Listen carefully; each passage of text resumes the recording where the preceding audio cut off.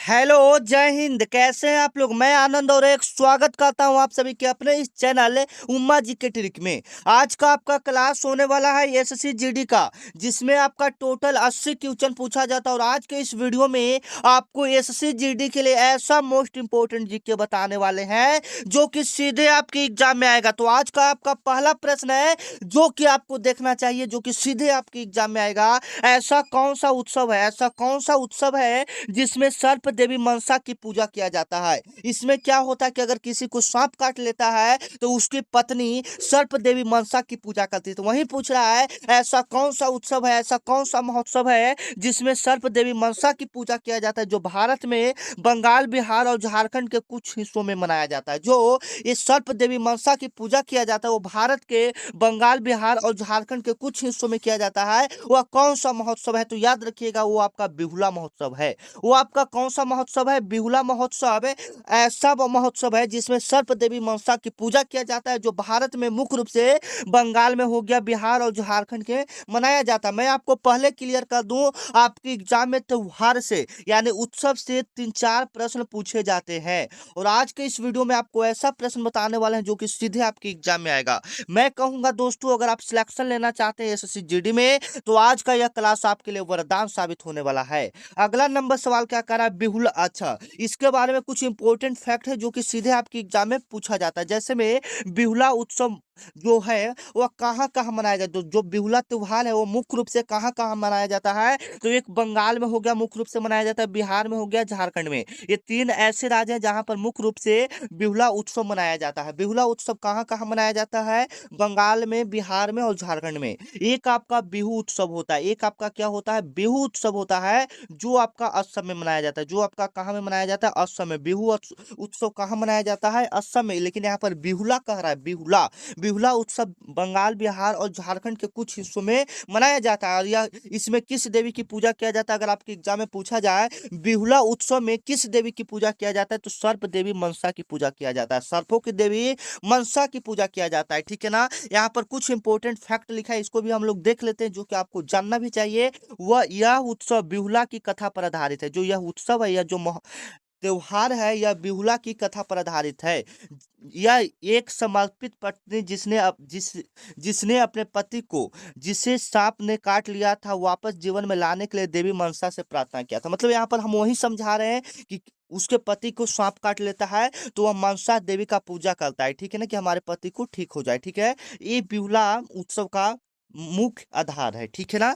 चलिए, अगला सवाल क्या है? बिहुला उत्सव के बारे में कुछ और भी फैक्ट दिया गया है। बिहुला उत्सव, यह उत्सव सर्प देवी मनसा की पूजा पर केंद्रित है। जो बिहुला उत्सव है आपके एग्जाम में पूछेगा, यह किस देवी के ऊपर निर्भर है? तो सर्प देवी मनसा के ऊपर है। और यह माना जाता है कि उनकी पूजा करने से सांप काटने से सुरक्षा मिलती है और समृद्धि आती है। मतलब जब आप सर्प देवी मनसा की पूजा करेंगे तो यह माना जाता है कि उनकी पूजा करेंगे तो आपको सांप नहीं काटेगा, सुरक्षा प्रदान करेगा अगर उनकी पूजा करने से। ठीक है, यह विशेष रूप से मानसून के मौसम के दौरान मनाया जाता है, क्योंकि इस समय सांप अधिक सक्रिय होते हैं। यह कम मनाया जाता है जब मानसून चलने लगता है, जिस समय सांप निकलने का मौसम रहता है, उसी मौसम में यह मनाया जाता है कि हम सुरक्षित रहें, और देवी मनसा की पूजा किया जाता है। इस उत्सव में लोग मनसा को समर्पित छोटे मंदिर या केदार दिवाले बनाते हैं और प्रसाद और प्रार्थनाओं से जुड़े अनुष्ठान करते हैं। मतलब यह पूजा कैसे होता है? तो मनसा को समर्पित कुछ छोटे मंदिर बनाए गए हैं या दिवाले बनाते हैं, छोटा छोटा घर बनाते हैं और उसमें प्रसाद और प्रार्थना करते हैं।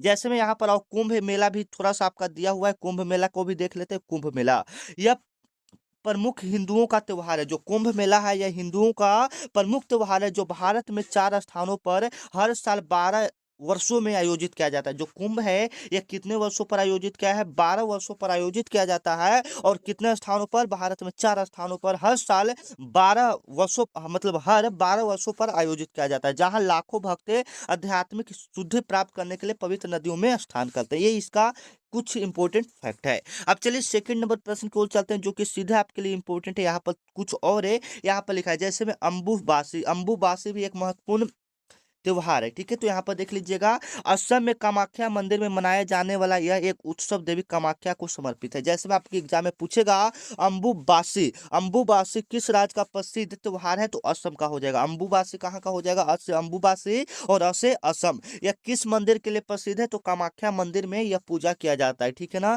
काफी इंपोर्टेंट सवाल है। ठीक है ना, चलिए अब मत्स्य वाला देख लेते हैं। यह सीधे किसी विशिष्ट त्योहार से जुड़ा नहीं, जो मत्स्य त्योहार है यह किसी सीधे त्योहार से नहीं जुड़ा है, बल्कि हिंदू के पौराणिक कथाओं में भगवान विष्णु के मत्स्य अवतार को संदर्भित करता है। जो मत्स्य त्योहार है यह किससे संबंधित है, भगवान विष्णु से संबंधित है। ठीक है ना, चलिए ये तो फैक्ट हो गया। अब दूसरा नंबर सवाल को देख लेते हैं, जो सीधे आपके एग्जाम में आने वाला है। ओलंपिक बैडमिंटन में कितनी स्पर्धाएं, कितने इवेंट खेले जाते हैं। वेरी वेरी इंपॉर्टेंट क्वेश्चन आपसे सवाल क्या कर रहा है, ओलंपिक बैडमिंटन में कितनी इवेंट खेली जाती है। आप लोग जवाब दीजिए कितनी इवेंट खेले जाते हैं। उससे पहले आपके एग्जाम में खेल से 5-6 प्रश्न पूछा जाता है। खेल से कितने प्रश्न है आपके एसएससी जीडी के एग्जाम में, मैं कहूँ तो 5-6 ही प्रश्न पूछे जाते हैं। उससे पहले मैं क्लियर कर दूं खेल में क्या क्या प्रश्न पूछे जाते हैं। सबसे पहले तो खेल दिवस से कब मनाया जाता है। खेल दिवस आपका मनाया जाता है 29 अगस्त को। हम लोग खेल दिवस मनाते हैं 29 अगस्त को। हम लोग क्या मनाते हैं, खेल दिवस मनाते हैं 29 अगस्त को। हम लोग क्या मनाते हैं, खेल दिवस मनाते हैं। ओलंपिक बैडमिंटन में कितनी स्पर्धाएं खेली जाती है, तो ये याद रखिएगा 5 स्पर्धाएं, 5 इवेंट खेली जाती है। अब जो जो इंपॉर्टेंट सवाल बना है वो आपको करवा देता है। 29 अगस्त को आपका राष्ट्रीय खेल दिवस मनाया जाता है। 29 अगस्त को आपका क्या मनाया जाता है, राष्ट्रीय खेल दिवस मनाया जाता है। कभी कभी पूछ लेता है बैडमिंटन में कितने खिलाड़ी हैं, तो हॉकी में कितने खिलाड़ी हैं, क्रिकेट में कितने खिलाड़ी हैं, फुटबॉल में कितने खिलाड़ी हैं। याद रखिएगा हॉकी में आपका 11 खिलाड़ी, फुटबॉल में आपका 11 खिलाड़ी और हॉकी में 11 खिलाड़ी, ये तीनों में आपका 11 खिलाड़ी होते हैं। अगले नंबर सवाल की देख लेते हैं, इसको कुछ फैक्ट को भी हम लोग देख लेते हैं जो कि सीधे आपके एग्जाम में आ सकता है। परिचय इसका क्या है, बैडमिंटन को 1992 में ब्रासिलोना ओलंपिक खेल के दौरान एक पूर्ण पदक खेल के रूप में ओलंपिक खेलों में शामिल किया गया था। मतलब पूछेगा आपके एग्जाम में बैडमिंटन को ओलंपिक खेल में कब शामिल किया गया था, तो 1992 ईस्वी में शामिल किया गया था। वेरी वेरी इंपॉर्टेंट क्वेश्चन है। ओलंपिक खेल को मतलब ओलंपिक खेल में बैडमिंटन को कब शामिल किया गया, 1992 ईस्वी में। ओलंपिक खेल को बैडमिंटन में कब शामिल किया गया, 1992 ईस्वी में। वेरी वेरी इंपॉर्टेंट क्वेश्चन अब आ गया ये। इवेंट फॉर्मेट, ओलंपिक बैडमिंटन में कई श्रेणियां शामिल होती हैं। ठीक है ना, जैसे में एक पुरुष एकल और महिला एकल, जैसे पुरुष एकल एक साइड पुरुष एक साइड महिला, ऐसे खेल सकता है, या पुरुष युगल या महिला युगल या मिश्रित भी खेल सकते हैं। ठीक है ना, ऐसे इसका होता है। ठीक है, आगे चलिए अगला कुछ इवेंट इसको देख लेते हैं, कुछ फैक्ट को देख लेते हैं क्या कह रहा है। मैच वेस्ट ऑफ 3 गेम में खेले जाते हैं। में जो मैच है ये 3 गेम में खेले जाते हैं, जिसमें प्रत्येक गेम 21 अंकों का होता है। यह मतलब जो बैडमिंटन खेला जाता है ये 3 गेम्स में खेला जाता है, जिसमें प्रत्येक 21 अंकों का होता है। ठीक है ना, एक खिलाड़ी या जोड़ी को कम से कम 2 अंकों के अंतर से जीतना होता है। जिसमें 21 है तो 2 अंकों का, जैसे में उसका 23 हो जाना चाहिए तभी वो जीतेगा। ठीक है ना, उल्लेखनीय खिलाड़ी देख लेते हैं जो इसके लिए प्रसिद्ध है। लिन डैन चीन का है, जो ओलंपिक बैडमिंटन इतिहास के महानतम खिलाड़ियों में से एक माना जाता है। ठीक है ना, आपके एग्जाम में पूछा जाएगा ऐसा कौन सा खिलाड़ी है जो बैडमिंटन में महानतम खिलाड़ियों में से एक माने जाते हैं, तो लिन डैन हो जाएगा। क्या हो जाएगा, लिन डैन हो जाएगा, जिन्होंने 2 अभी स्वर्ण पदक जीते हैं। 2008 और 2012 में बैडमिंटन में 2 स्वर्ण पदक जीते हैं। ठीक है ना, वेरी वेरी इंपॉर्टेंट क्वेश्चन है, सीधे आपके एग्जाम में आने वाला सवाल है। अगला सवाल क्या कराए, कैरोलिना मारिन स्पेन, जिन्होंने महिला एकल श्रेणी में कई स्वर्ण पदक जीते हैं। जैसे महिला में जीतने वाले स्वर्ण पदक कौन थी, तो कैरोलिना थी। कौन थी, कैरोलिना थी, जो कि स्पेन की रहने वाली महिला थी। ठीक है, आगे कुछ इसका इंपॉर्टेंट फैक्ट भी देख लेते हैं। पीवी सिंधु भारत में एक प्रसिद्ध खिलाड़ी है। पीवी सिंधु भारत में एक प्रसिद्ध खिलाड़ी है, जिन्होंने महिला एकल श्रेणी में रजत 2016 और कांस्य 2000 पदक जीते थे। मतलब यहाँ पर भी पूछेगा कि भारत की ऐसी कौन सी महिला है जो बैडमिंटन में स्वर्ण पदक जीती थी, तो पीवी सिद्धू जो कि 2016 में रजत पुरस्कार और कांस्य पुरस्कार 2020 में जीती थी। पदक के इतिहास देख लेते हैं। चीन ओलंपिक बैडमिंटन में प्रमुख शक्ति रहा है, मतलब सबसे ज्यादा जो बैडमिंटन में ओलंपिक खेल जो खेला है वो चीन है, और उसमें जीता भी है। ठीक है ना, और उसमें स्वर्ण पदक भी जीते। यही बात कह रहे हैं, ये काफी इंपॉर्टेंट है। इंडोनेशिया, दक्षिण कोरिया, डेनमार्क और भारत जैसे अन्य देशों में कभी में भी सफल बैडमिंटन खिलाड़ी तैयार किए गए। मतलब ये सब जो देश है इसमें भी आपका बैडमिंटन के कुछ महत्वपूर्ण खिलाड़ी हैं। ठीक है, आगे चलिए, ये सब तो फैक्ट हो गया। चलिए अगला सवाल क्या कह रहा है, अगला वाला सवाल है कि 3 नंबर काफी वेरी वेरी इंपॉर्टेंट सवाल है। स्वच्छ भारत अभियान किस भारतीय अंतरिक्ष त्योहार पर मनाया जाता है? काफी इंपॉर्टेंट है। सवाल क्या कह रहा है कि स्वच्छ भारत अभियान किस भारतीय राष्ट्रीय त्योहार पर मनाया जाता है? स्वच्छ भारत अभियान किस भारतीय राष्ट्रीय त्योहार पर मनाया जाता है? याद रखिएगा, वेरी वेरी इंपॉर्टेंट सवाल है। जो राष्ट्रीय स्वच्छ त्योहार मनाया जाता है वह किस जयंती पर कह सकते हैं या किस पर मनाया जाता है? ठीक है, कोई बच्चे बताइएगा यहाँ पर क्या इसका राइट आंसर होगा। बिल्कुल, देखिए यहाँ पर सबसे पहले तो 9 वर्ष को तो कोई स्वच्छ स्वच्छ भारत अभियान नहीं मनाता है, गणतंत्र दिवस पर भी नहीं मनाता है, स्वतंत्रता दिवस पर भी नहीं मनाता है। गांधी जयंती पर ये स्वच्छ भारत अभियान मनाया जाता है। गांधी जयंती पर स्वच्छ भारत अभियान मनाया जाता है। ये पॉपुलर सवाल है, आपकी एग्जाम में आने वाला सवाल है। डी ऑप्शन इसका क्या हो जाएगा? बिल्कुल राइट हो जाएगा। ठीक है, इसके बारे में हम और जानकारी से बात कर लेते हैं। इसके फैक्ट को देख लेते हैं जो सीधे आपकी एग्जाम में आएगा। फैक्ट क्या कह रहा है? स्वच्छ भारत अभियान क्लीन इंडिया मिशन प्रधानमंत्री नरेंद्र द्वारा, यह किसके द्वारा शुरू किया गया है? तो प्रधानमंत्री नरेंद्र मोदी के द्वारा 2 अक्टूबर 2014 को शुरू किया गया है। ठीक है ना। ये स्वच्छ भारत मिशन जो है, स्वच्छ भारत अभियान है, यह किसके द्वारा शुरू किया गया है? तो महात्मा गांधी जी के द्वारा 2 अक्टूबर 2014 ईस्वी को शुरू किया गया है। जो गांधी जयंती और महात्मा गांधी की जयंती के साथ मनाया जाता है, मेल खाता है। ठीक है ना। ये 2 अक्टूबर को लागू हुआ है, यह इससे मेल खाता है। ठीक है ना, इसलिए इससे क्या खाता है? मेल खाता है। ठीक है ना। आपके एग्जाम में पूछेगा स्वच्छ भारत अभियान कब शुरू हुआ था? 2 अक्टूबर 2014 ईस्वी को महात्मा गांधी जी की जयंती पर नरेंद्र मोदी के द्वारा जारी किया गया था। यह अभियान पूरे भारत में स्वच्छता और सफाई को बढ़ावा देने के लिए शुरू किया गया था। जो यह अभियान था, यह किस लिए शुरू किया गया था? तो यह अभियान पूरे भारत में स्वच्छता और सफाई को बढ़ावा देने के लिए शुरू किया गया था। और यह एक बेहतर भारत के लिए महात्मा गांधी के दृष्टिकोण के हिस्से के रूप में स्वच्छ भारत की महानता पर जोर देता है। मतलब महात्मा गांधी जी क्या कहते थे कि हमारा भारत स्वच्छ रहना चाहिए, इसलिए उनके जयंती पर स्वच्छ भारत अभियान मनाया जाता है। ठीक है, आगे चलिए। इसके कुछ और भी इंपॉर्टेंट फैक्ट को देख लेते हैं। स्वच्छ भारत अभियान का उद्देश्य खुले में शौच को खत्म करना। जैसे में स्वच्छ भारत अभियान का मुख्य मुख्य उद्देश्य क्या है? जो खुले में शौच करता है उसको खत्म करना है, ठोस अपशिष्ट प्रबंधन को खत्म करना है, सुधार करना है, और ग्रामीण तथा शहरी क्षेत्रों में स्वच्छता और सफाई को बढ़ावा देना, ये इसका मुख्य उद्देश्य है। यह मिशन जो है जन जागरूकता, स्वच्छता अभियान और स्वच्छ वातावरण बनाए रखने में नागरिकों की भागीदारियों पर जोर देता है। जैसे में मान लीजिए सरकार आपका क्या करेगा, जब आप ही ना स्वच्छ रखेंगे, जैसे में आपका गांव है तो आप उसको स्वच्छ रखिए, साफ सुथरा रखिए, तो आपका ज्यादा ठीक रहेगा। ठीक है ना। चलिए, अगला नंबर सवाल क्या कह रहा है जो कि आपके लिए काफी इंपॉर्टेंट है। 4 नंबर तो वेरी वेरी इंपॉर्टेंट सवाल है जो कि सीधे आपकी एग्जाम में आएगा। जनगणना 2011 के अनुसार, जनगणना 2011 के अनुसार, वेरी वेरी इंपॉर्टेंट क्वेश्चन है। जनगणना 2011 के अनुसार निम्नलिखित में से किस जिले का लिंगानुपात सबसे कम है? वेरी वेरी इंपॉर्टेंट क्वेश्चन है। जनगणना 2011 के अनुसार, जनगणना 2011 के अनुसार किस जिले का लिंगानुपात सबसे कम है? याद रखिएगा, दमन और दीव का सबसे कम यहाँ पर हो जाएगा। दमन और दीव का सबसे लिंगानुपात कम है। और सबसे आखिरी जो जनगणना हुआ है वह 2011 ईस्वी में ही सबसे आखिरी जनगणना हुआ है। याद रखिएगा, सबसे आखिरी जनगणना कब हुआ है? 2011 ईस्वी में सबसे आखिरी जनगणना हुआ है। चलिए, अगला नंबर सवाल क्या है जो कि सीधे आपके एग्जाम में पूछा जाएगा। जनगणना 2011 के अनुसार सूचीबद्ध जिलों में दमन सबसे कम लिंगानुपात दर्ज किया गया। ठीक है, 2011 के अनुसार किस जिला का सबसे कम लिंगानुपात है? तो दमन और दीव का हो जाएगा। ठीक है ना। यहाँ पर 1000 पुरुषों पर महिलाओं की संख्या को रूप में परिभाषित किया जाता है। ठीक है ना। लिंगानुपात क्या है? तो लिंगानुपात क्या होता है उससे पहले हम लोग समझ लेते हैं। 1000 पुरुषों पर कितनी महिला है, ये लिंगानुपात को परिभाषित करता है। ठीक है ना। तो यहाँ पर देख लीजिएगा जो कि आपके लिए काफी इंपॉर्टेंट है। अब इसके कुछ इंपॉर्टेंट फैक्ट यहाँ पर काफी आपको काम देंगे। ठीक है ना। ये भी नहीं है, यहाँ पर आ जाइए यहाँ से। चलिए, 5 नंबर, अगला नंबर 5 नंबर आपका सवाल क्या कर रहा है? जनगणना 2011 के अनुसार, जनगणना 2011 के अनुसार भारत का बाल लिंग अनुपात कितना था? ठीक है, जनगणना जब 2011 हुआ था उसके समय भारत का लिंगानुपात कितना था? भारत के बाल बच्चों का जो बाल लिंग है उसका अनुपात कितना था? तो याद रखिएगा 919 था। कितना था? 919 था। लिंगानुपात, बाल लिंगानुपात मतलब छोटे बच्चों का जो लिंगानुपात था वो 919 था। ठीक है, आगे चलिए। अगला नंबर सवाल क्या कह रहा है जो कि आपके लिए काफी इंपॉर्टेंट है। जैसे में जनगणना 2011 के अनुसार भारत में बाल लिंग के अनुप्रति, जैसे में 1000 लड़का है तो 919 लड़कियां थी 2011 के जनगणना के अनुसार। ठीक है, यह आंकड़ा जनगणना 2011 की तुलना में गिरावट दर्शाता है। प्रति 1000 लड़कों पर 927 लड़कियां थी। मतलब पहले जब 2001 में जनगणना हुआ था तो 1000 लड़का पर 927 लड़की थी, लेकिन जब 11 का जनगणना हुआ तो 1000 पर 919 लड़कियां निकली। ठीक है, चलिए अब आगे चलते हैं, जो कि सीधे आपकी एग्जाम के लिए काफी इंपॉर्टेंट है। जो फैक्ट है हम आपको वहीं बताएंगे, ठीक है ना, ज्यादा आपको जानने की कोई जरूरत नहीं है। Film Aslam dog, film small dog Millionaire के गानों का भारतीय संगीतकार का नाम बताएं। फिल्म स्मॉल डॉग मिलेनियर के गानों का भारतीय संगीतकार का नाम बताएं। वेरी वेरी इंपॉर्टेंट क्वेश्चन है, देख लीजिएगा सवाल क्या कह रहा है, ठीक है। सवाल आपका यही कह रहा है कि फिल्म स्मॉल डॉग जो मिलेनियर है उसके गानों का भारतीय संगीतकार का नाम बताइए। तो ए आर रहमान हो जाएगा, डी ऑप्शन बिल्कुल करेक्ट हो जाएगा।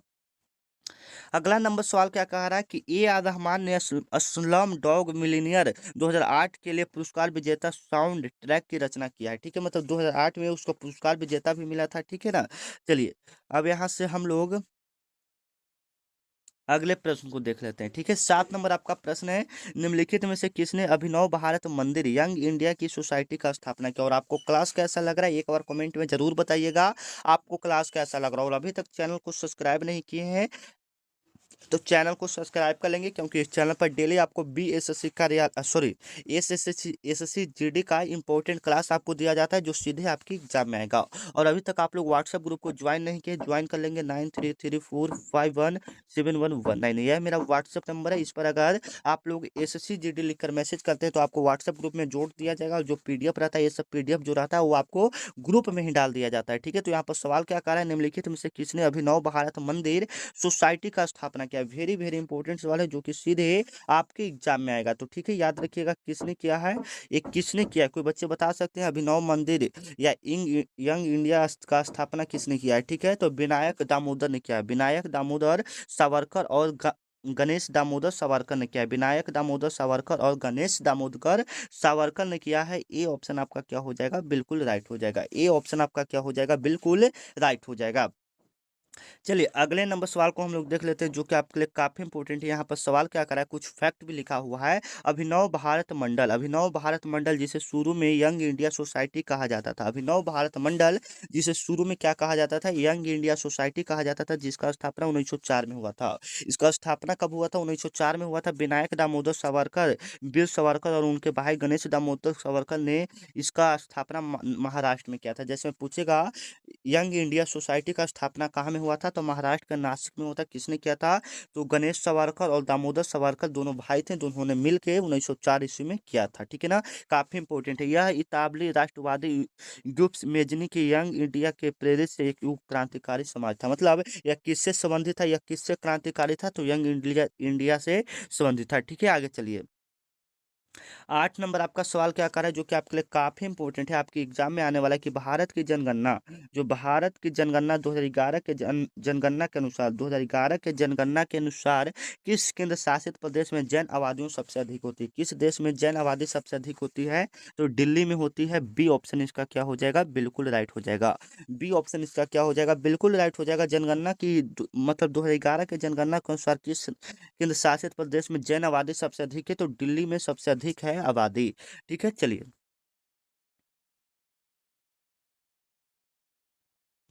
सीधे हम लोग क्वेश्चन पर आते हैं, ठीक है, क्योंकि फैक्ट करेंगे तो बहुत ज़्यादा टाइम लग जाएगा। अगला नंबर सवाल क्या कर रहा है कि पहले पैरालंपिक खेल डॉट डॉट डॉट कहाँ में हुए थे। पहले जो पैरालंपिक खेल हुए थे वो कहाँ में हुए थे, रोम में हुए थे। कहाँ में हुए थे, रोम में हुए थे। बी ऑप्शन आपका क्या हो जाएगा, बिल्कुल राइट हो जाएगा। पहले पैरालंपिक खेल कहाँ हुए हैं, तो रोम में हुआ है। पहले पैरालंपिक खेल कहाँ हुआ है, रोम में हुआ है। बी ऑप्शन आपका क्या हो जाएगा, बिल्कुल राइट हो जाएगा। 10 नंबर सवाल को देख लेते हैं, जो कि सीधे आपके एग्जाम के लिए काफी इंपॉर्टेंट है। वेरी वेरी इंपॉर्टेंट सवाल है। क्या सवाल कर रहा है, जनगणना 2011 के अनुसार निम्नलिखित में से किस राज्य में पुरुषों की साक्षरता दर सबसे अधिक दर्ज किया गया है। मतलब 2011 के जनगणना के अनुसार पुरुषों की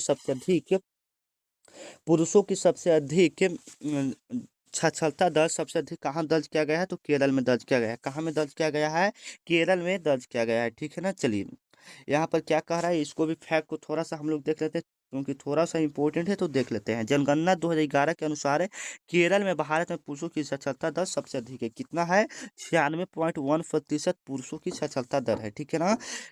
चलिए 2011 में केरल के पुरुषों की साक्षरता दर 96.1 थी, ठीक है ना। चलिए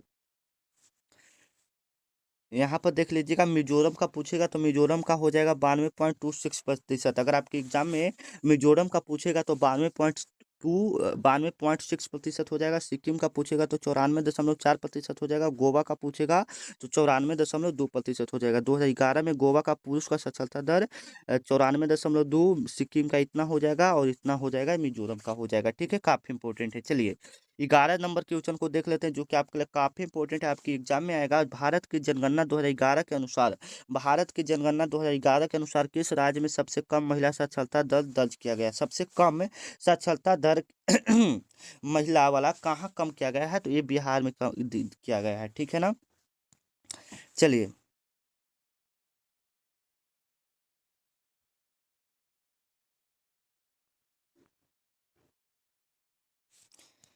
हम्म अगला नंबर सवाल आपका क्या कह रहा है, जो कि आपकी एग्जाम में आएगा, अच्छे से देख लीजिएगा। सवाल आपका क्या कह रहा है, पैरालंपिक, पैरालंपिक में इतिहास में पहले शीतकालीन खेल स्वीडन वर्ष में हुआ था। मतलब स्वीडन में पैरालंपिक खेल का इतिहास सबसे पहले कब हुआ था? तो याद रखिएगा 1976 ईस्वी में हुआ था। बी ऑप्शन इसका क्या हो जाएगा? बिल्कुल राइट हो जाएगा। कब हुआ था? 1976 ईस्वी में हुआ था। बी ऑप्शन इसका क्या हो जाएगा? बिल्कुल राइट हो जाएगा। चलिए 13 नंबर आपका सवाल क्या कह रहा है, जो कि सीधे आपके एग्जाम में है। निम्नलिखित में से कौन सा बैडमिंटन खेल से जुड़ा है? इसमें से आपको बताना है कौन सा बैडमिंटन खेल से जुड़ा हुआ है। ठीक है, तो याद रखिएगा बैडमिंटन खेल से कौन सा जुड़ा है? प्रमोद भगत है। कौन है? प्रमोद भगत है। सी ऑप्शन इसका क्या हो जाएगा? बिल्कुल राइट हो जाएगा। प्रमोद भगत किससे जुड़ा हुआ है? तो बैडमिंटन से जुड़ा हुआ है। ठीक है ना। यहाँ पर देखिए इतना सारा लिखा हुआ है। प्रमोद भगत खेल पैरा बैडमिंटन से संबंधित है। ठीक है ना। चलिए तो मिलते हैं नेक्स्ट वीडियो में, तब तक ले जय हिंद जय भारत। अगर आप और आगे क्लास करना चाहते हैं तो चैनल को सब्सक्राइब करके एक बार कमेंट कर देंगे कि हाँ सर क्लास को और आगे कंटिन्यू रखिए, लंबा क्लास लाइए। ठीक है, तो मिलते हैं नेक्स्ट वीडियो में। कमेंट एक बार कर देंगे। जय हिंद जय भारत।